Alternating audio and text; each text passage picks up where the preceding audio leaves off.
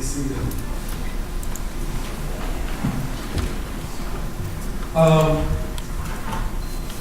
want to share with you now is just kind of something that's been on my heart for a couple weeks, and just kind of what I've been going through the last couple weeks has been it's been some hard stuff. I mean, I love you guys so much, and when you guys are hurting, I'm hurting, and when you guys are going through stuff, you know, you try to find that line of how do I kind of carry that burden with you without it burdening me down and being able to use it with other people.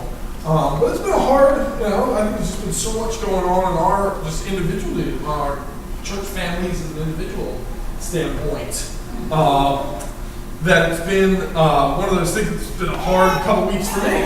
And I've been kind of, seeking counsel from people I know and love and care about. I get to talk with Pastor Allotta a lot too. And I got a couple challenges from some people, and it's been some things I've been starting to put together.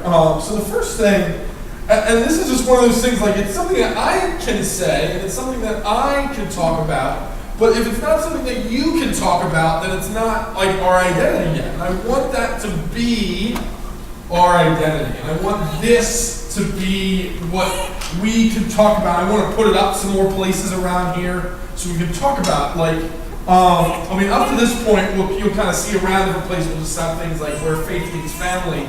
But that's kind of this amorphous, what does that mean? That can almost mean anything for anybody. So if it means too many different things to too many different people, then it doesn't really mean anything. But this is what I call the boring version of that. This is the nuts and bolts of what I believe, what the purpose of our church needs to be. So I just put it as plain and simple as I can. The purpose of our church is to equip and encourage believers to go and live out Christ's mission.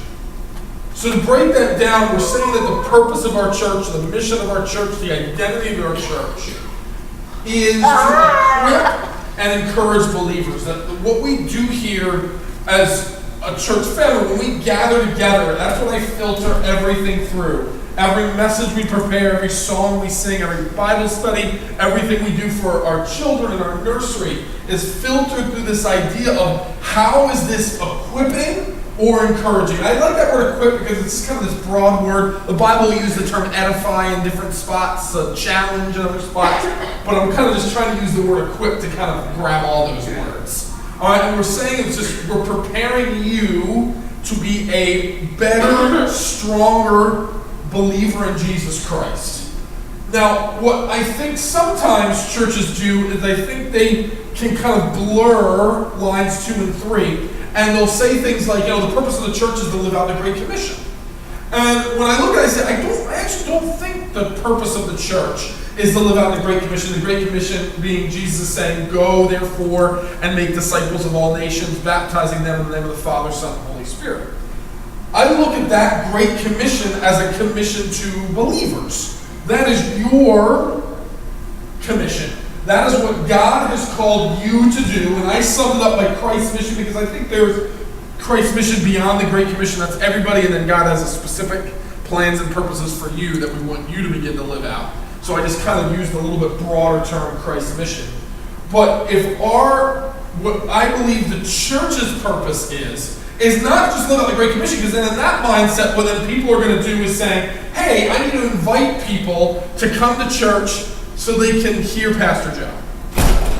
I don't think that's actually what God called the church to do. That's what He called believers to do. We're part of the church, and when we gather together, what the church as a whole is to do, all right, is when we talk about local churches, we're going to say we're going to equip and empower and challenge and edify and spur on to good works believers so that they can go out and live out Christ's mission. So that's what we want to do. The purpose of our church to equip and encourage believers, all right, to go and live out Christ's mission. That when you begin to leave this place, that you are better equipped to disciple people, to lead people to Christ, as the Great Commission said, to lead them to Christ and then teach them all that you know.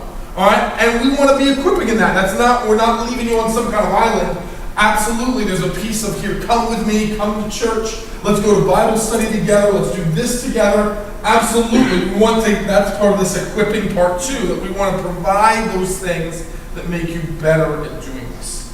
All right, and so if we really live that out, this is what Christ has called us to. How do we be a good steward of that mission? How do we be good stewards of what Christ has called us to? And I think so often stewardship is looked in a lens of money, and I think maybe a lot of times it's where the rubber hits the road, but it's so much bigger than that. It's what God has called you to do in your life, and is that something you're all in on or some in on? All right, and so if the purpose of our church is to equip and encourage believers to go and live out Christ's mission, I need to do a better job of being able to identify those things that are really, truly doing that. And promoting and pushing on the things that, if there's anything that we're doing that's like, you know what, that does not fulfill the mission. That does not fulfill what Christ has called us to do. We need to just stop doing it. Or, I think many times it's, this absolutely encourages and equips believers to go live out Christ's mission. I need to explain it better. I need to talk about it in a better way to help the kind of the disconnect of why something might not be filling. So what I want to do is I want to be as practical as I can. And I have 4 areas that I want to challenge you to pray over, 1 or 2 or 3 or all of these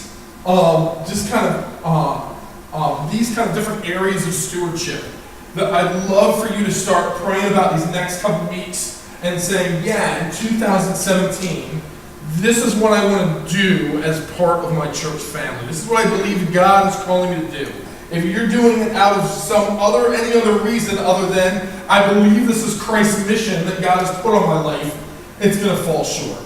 And these are all things that, again, that God has been convicting me of, and I'm hearing from other people, and it's been something that I'm like, all right, let me see how I can bring this out. What can I do to help equip and encourage you all to begin to live these things out in your life? So the first is, I want to challenge you to read the Bible through in a year. All right, so what you're going to see out of the back there, you're going to see these envelopes. And there's nothing in the envelopes right now, but there will be things in the envelopes. Right now, there's just an envelope with name, like spot for name and email addresses. I'm not opposed to you saying, Joe, stop, I know where I need to go. I mean, I wait a few minutes before you go out there. But you can go out there and like, nope, I'll put my name right here. I know this is what God's calling you to do. Yeah, I'm not stopping you from that. But the thought was, I want to give you a couple weeks to be praying about what Christ is doing and making a big commitment. All of these things are not little baby steps. All right, I kept debating like, well, why don't we just, like, all right, for one group I'll do, let's read through the Bible in a year. And for, but if you want to just read through the New Testament, that's great too. And if you just want to read the book of John over the course of a year, I mean, that's okay. But I want to do big things. Obviously, if you come and tell me like, yeah, I really want to read through the New Testament this year, you're not going to get this face from me like that. No, I'm going to be like, that's awesome, man. That's exciting. And I'm just here right now. I want to challenge you big steps, big things. I know it seems like, this is terrible. Like, I know the Bible seems like, oh my goodness, it's so big. Guys, it's not that big. It's not that big. It's a good book. It's a good book. All right? And I'm going to tell you, there is so many interesting things in here. And there's things that I'm going to put in there. I'm going to put a specific Bible reading plan. Get the I love the U version. If you just type in your Android or iOS, Apple, just put Bible. Usually the first one that comes up is the Bible from U version, and they have Bible reading plans right in there. That's the one I'm going to be doing just so that I get alerts and reminders on my phone, and I can kind of check it off. But I'll have print off ones. I like my favorite. I've read the Bible a couple times. The way I like to read it, but it's from someone who's read it a couple times, is the chronological reading plan. And so what it does is you jump around a little bit because you start reading in Genesis and then you jump to Job, because Job most likely took place right before Abraham. So you read the first 11 chapters of Genesis, then you read Job. All right, and you read the next things of Genesis, and as you start reading Exodus, you start jumping to Deuteronomy some and some other passages there. The best part is when you're like in First Samuel, and you get to jump to the Psalms as like David, like, oh man, David almost got killed by Saul. Oh, whoa, there's a Psalm about it. All right, he's rapping about it now. All right, and he's like, wow, you're reading it. You're like, this is amazing. All right, and then you're like, as you start getting into like 1st, 2nd Kings, then you're like, whoa, now I'm over here reading Obadiah because this is happening at the same time. And I'm reading this. So I enjoy it. And then when you get to the New Testament, the Gospels, instead of reading like Matthew, Mark, and Luke are like really similar, you can read all the stories that line up. It gives you nice chronological, like you jump all around that part of John back and forth, and you get to kind of really dig it. I really like reading it that way. But I can't say there's many like wrong ways to read the Bible. You're not going to say like, I'm going to read it this way. Like, man, that's what a terrible. But and you can do it like, guys, you can do it so like, hey, listen, I know how much I have to read per day. Great. But books you really like for a year, it's not that hard. And there's no doubt, there's a couple spots where there's a couple spots that are like, yeah, that was a lot of baguettes. That was a lot of baguettes I just read through. But what I'd love to do, the reason why we're putting like little emails together, I want to hear your different plans. If you do the chronological plan, it'll be kind of easy to stay on the same pace with people. I'd love to be kind of emailing you and sharing you some just little cool little tidbits that I've picked up or that I'm reading off the side and kind of sharing with you that maybe will help come alive to kind of help piece some things together. It's one of those things like after you read through it, and then you read through it again is when you pick up on stuff. It's like when you watch like an M. Night Shyamalan movie, you're like, oh, I get that he's dead now. Okay, I see all the little things that he line up. A big spoiler alert from a 1996 movie. That like he's dead, but you see it afterwards. So like, yeah, a lot of times you'll see that. I want to challenge you. I hear from a lot of people that you guys, many of you, I'm saying that in a big broad sense, many of you do not have a discipline of reading God's Word regularly in your life. And I'm not this person that like, oh, if you don't read the Bible one day, you better repent. No, but if you look at your life and you look back at the last couple of weeks and you're like, I'm not 100% sure when was the last time I opened God's Word, I definitely think there's a problem. And so instead of doing this like, let's try to read a half a verse a day, I'm going to go the opposite and say, why don't you try to read this whole thing this year? Do it. Let's take that big leap forward. I want to challenge you and be praying over that these next couple weeks. Is this what God is calling you to do? The next thing I'm asking for you to be praying about is leading a small group. It's been one of those things like I kind of started and restarted. I've been praying about it a lot. This was kind of the first thing. I mean, if you come to my classes and if you sit under Professor Joe, I can analyze and talk about and extol the virtues of small group ministry. I got whole plans developed on how you get it started, how you organize it, how you do it. And then when it comes to actually like, okay, we don't have small groups, to having small groups, I'm like, yes, this should have worked. And I'm like, okay, round 2. And I've been really praying about like, God, has it been something I'm just trying to do in my own power? And because I'm just trying to do it on my own, and God's like, all right, yeah, go, do it, Joe, have fun. and like, and now he's kind of like, are you done? I'm done. He's like, I got you.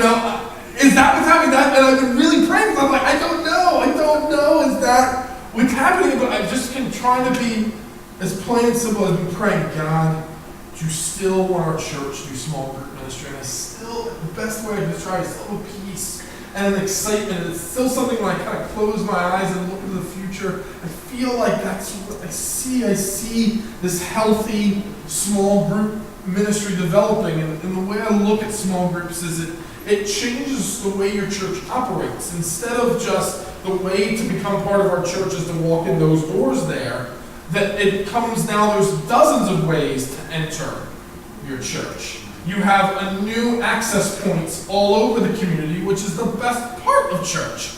Israel was, you kind of got to go to Jerusalem. All right, and now when God enacts the church, he's like, instead of like one big rock in the pond that builds like, ripples, I got a whole bunch of little stones everywhere, all over the earth, all creating ripples everywhere. And I want to ripple in your neighborhood, and I want to ripple in your workplace, and I want to ripple at your school. All right, I want to ripple all over the place.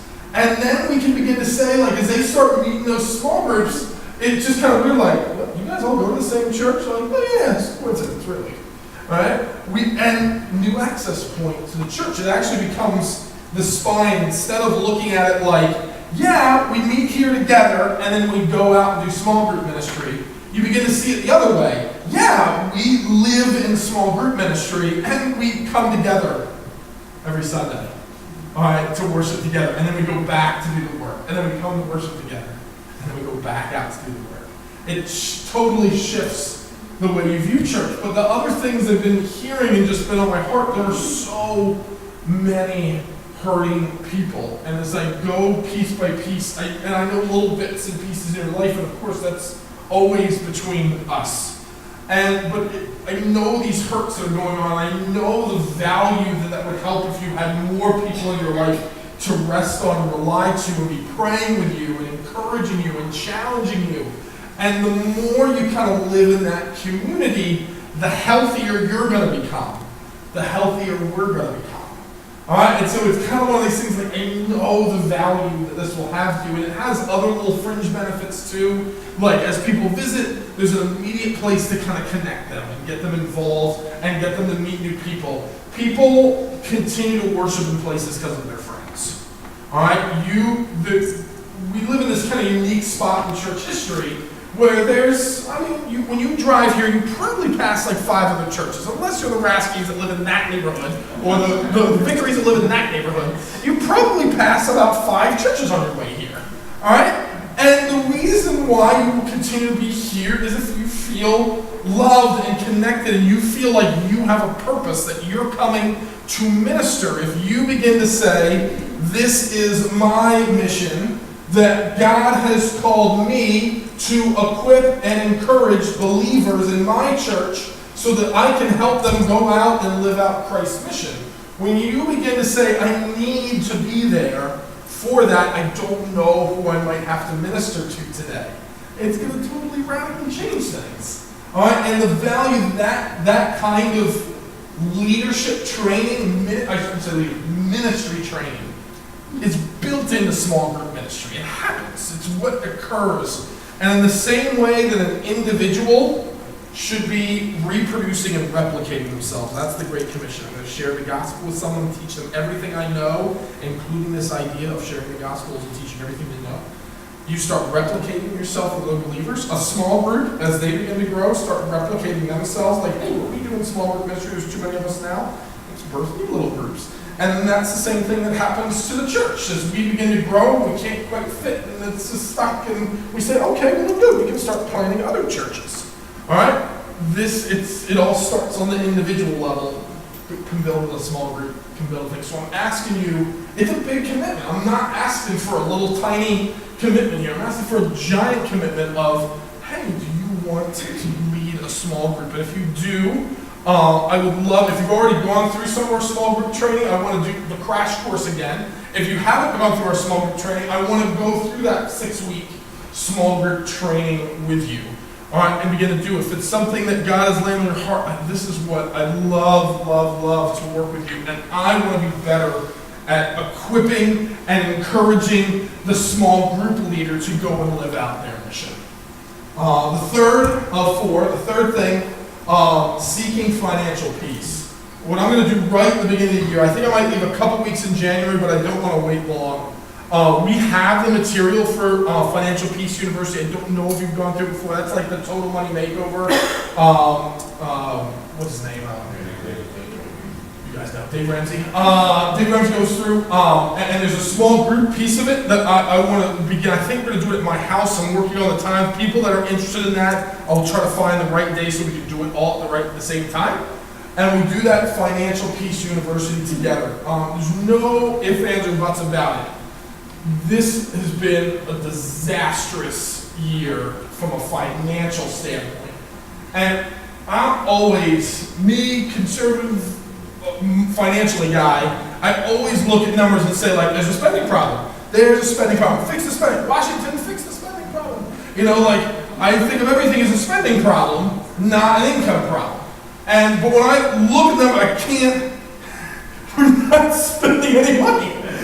There's no, like, there is so little being spent. And the blessing of that is, I've seen you that care about children and the babies and the teenagers are giving, and the worship ministry, you guys are giving large sums of money to make sure there's always batteries and there's always, snacks and there's always events. You guys are giving extreme amounts of money to that. I know that because there's no money coming out. Like, you're not turning in receipts. There are no receipts coming in. That's a blessing.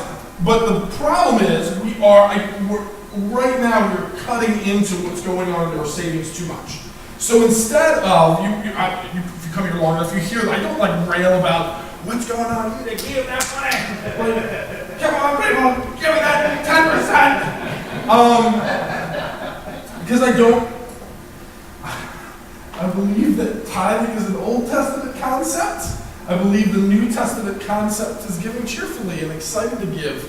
And it goes from, there's no such thing as 10% in the Old Testament. It was a 10% of all that you had, not your income, 10% of all that you had.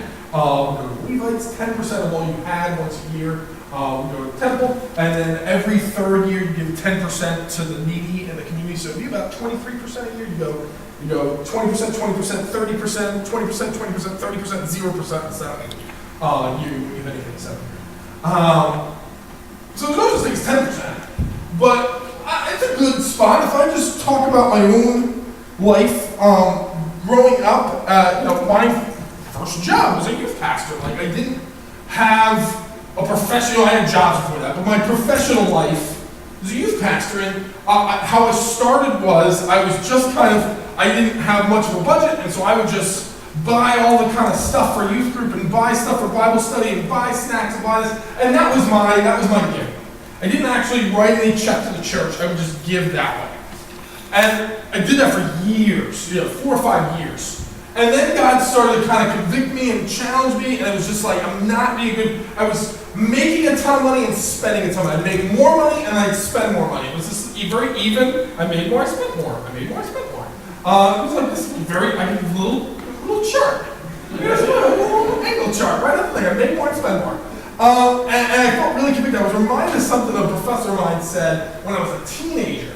That, if we really looked at God, what do I need to live on? And you take that and you just start this prayer of God, anything I make beyond that, I'll just give it all to you. Not to all of it. I'll just give it all. Just see what God does. And I'm not this person that's you can't outgive God, you give more, he'll give you more. I'm not that guy at all. It's not scriptural in any way. I can just tell you, I've seen in my life, as I started giving more, I started making more. And a couple years ago, so I really started I'm trying to start in some spot. So I started at 10%, and then I started to pray, can I give 11% the next year? And then can I do 12% the year after that? And it's just kind of I don't know what I'm doing. What happens in 90 years? I don't know. But a couple years ago, massive cut in pay. And it was literally just the dollars and cents didn't work out anymore. I was just doing the math and I'm short a few $100 each month. And so it was this really tough prayer, God, what is this? Am I supposed to I've been giving this amount, and I'm making less now, so it's be cutting that amount and do this, and what I ended up saying I'm going to give this amount now. And I don't know what to say. I'm not saying it's right or wrong. It's just what I did. I gave a less amount, and then then I started making closer to what I was making before about a year and a half ago, and I was able to put that back and to get back on my kind of 1% added a year. Then we started doing on top of that is we started having more missionaries in our life. So we starting with 1% there. We've been giving a couple percentage more each year to our missionaries. So that's on the side. And it's just, I'm able right now to give more than I would have, if I just look at the amount, I'm that's more than I would have thought I would give. It seems like a big number, but it only got there slowly, and God's working me all the time. I still feel like I waste My food budget. I eat out so much, and waste money so much, and I hate leftovers. I don't know what it is. Something weird in me. Don't like leftovers. I waste so much money. And this is this constant thing God's been working on me on. We had, that was 3 or 4 years ago, man and I had $17,000 in credit card debt and $11,000 in school loans and 2 car payments and a house payment. And so that's when we were doing we didn't go through the program. I didn't have enough money to go through the program, so I just listened to the radio and it was like, I got it. It's envelopes, I get it. And so really, that's what we did to the nth degree. Like, this is how much we have for food, this is how much we have for gas. We used the little envelopes, and we just paid out. And in a year, a little over 18 months, we paid off that credit card debt and the school debt and one of the cars. And then I sold the other car, and then my grandfather just gave me his car because I only had one. So I had one car for 3 days. It was a horrible 3 days. And God's good. My grandfather's good. And God's good. I want to help you, whatever is going on financially at our church. It's just an extension of what's going on with you guys, the family. I bet there's a lot of financial burden. I bet a lot of Americans in here. I bet there's a lot of debt. I bet there's a lot of car payments. I bet there's a lot of that. Medical bills. Oh, brutal. I bet there's a lot of that stuff. I want to help. I want to help. I like budgeting. I'm kind of good at budgeting. And I like looking at it. It's so confidential between me and you. That doesn't come out anywhere. I will get you some other people who are just like, nope, Joe, I cannot do it with you. No problem. I'll get you with someone you already want to do it with. We can do that together. The small group material is really good material that we can be going through. Just thinking that way. I love to kind of start getting you on this this journey. Another story I feel like I can share with their permission is the Ivaldis. We sat down with Ronnie and Kimmy and kind of just looked at their financials. They had some of that here and some of this and that, and then we're kind of like, how do we get back on the mission field when we start, with this amount? A lot of mission organizations say, like, if you have debt, they can't take you on the mission organization. They kept getting, your mission can't have debt as a missionary. So they got turned down by a couple of organizations. I said, that's fine. Let's start working the plan. And we literally sat down and started working out it was going to be like a 4.5-year plan. All right? And it was going to be a 4.5-year plan. And we were going to lay out how we were going to do it, what we were going to do. And they were working the plan. It was a hard plan. And they kept calling, like, we need to do that. I'm a stickler. If you wanted me to keep you accountable, I'll keep you accountable. And we were like, really, it was being really a stickler on, like, we need to buy this. I'm like, you can't, sorry. But the car's not working. I'm sorry. And they kept just asking people in church, and people kept like, oh yeah, I know how to fix that. I'll go over and fix it. And doing this and that. And they didn't break that budget for 3 months. And God opened up the door for them to do, they were planning to do what we thought was going to take 4.5 years. They found a mission organization that was, because we had this plan in place and they saw what it was, and they saw what was this, and the income that they'd be getting while actually teaching, they're like, that can go towards this. We never want people raising support to pay off debt, but that salary you're making there can go for the debt here. You have, man, the numbers work, you're showing that the numbers work, we'll accept you as a missionary. I just see God's faithfulness when we're faithful. The last piece is evangelism and discipleship training. So much of the way I view evangelism and discipleship can so often come through small group ministry, but I also don't think we should wait till we're humming and ready to go with small group ministry to be training and building up, ready to go for evangelism and discipleship. And so Pastor Al is going to be taking a lead on that to a degree. We have several books that we're going to go through, a couple small group things that we're going to start here. We're going to read a little book first in the beginning of the year, the Master Plan of Evangelism, and then kind of probably around early March, start a kind of small group thing to do evangelism explosion training. Really good stuff that really can help you be comfortable in sharing your faith.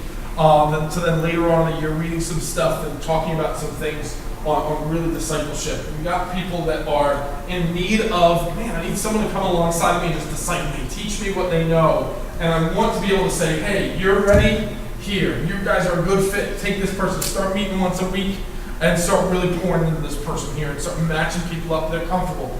You guys are ready for that? Many of you are ready to do that, and if you are, then great. I want to get you connected with people, but if you're like, I feel like a little training for, great, I can do that. I can give you that encouragement that can be like, yes, I feel equipped. I think so often it's the feeling of equipped and the feeling of encouragement that can really go.